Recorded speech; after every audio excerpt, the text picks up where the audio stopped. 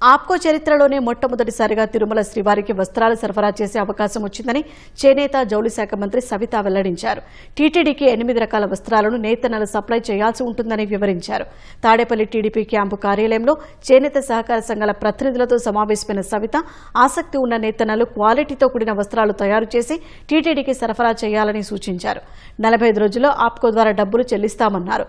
ఫిన్లాండ్కు చెందిన infinite fibre company విశాఖలో 4,000 కోట్ల పెట్టుబడి పెట్టనుందని సవిత తెలిపారు. ధర్మవరంలో 38 కోట్లతో మెగా చేనేత క్లస్టర్కు త్వరలోనే శంకుస్థాపన చేయబోతున్నట్లు తెలిపారు. 10 చిన్న తరహా క్లస్టర్లు అందుబాటులోకి తీసుకొస్తున్నామన్నారు.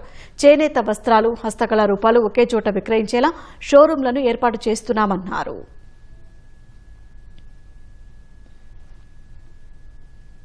కలియుగ వెంకటేశ్వర స్వామి వస్త్రాలు మా చేనేతలకు కూడా మా ఒక్కడ కూడా పని కల్పించాలనే ఉద్దేశంతో ముఖ్యమంత్రి గారి ఆదేశాల మేరకు మనం ఆర్డర్ కూడా తెచ్చుకోవడం జరిగింది. ఎక్కడ నాణ్యత తగ్గకుండా మీరు సప్లై చేయాలి. దయచేసి వెంకటేశ్వర స్వామి దగ్గర తప్పు జరిగితే ఇంకా మన కాలం అయిపోయినట్లే. ఇక్కడ టీటీడీ ఆర్డరు చాలా నిబద్ధతతో నిజాయితీతో లాభం కాదు, అది మనకొక గొప్ప వరంగా భావించేవారు సప్లై చేయాల్సిన బాధ్యత మనది. ఎందుకంటే మన కలియుగ దైవం మన వెంకటేశ్వర స్వామి కాబట్టి ఇదంతా బాధ్యతగా తీసుకోవాలి.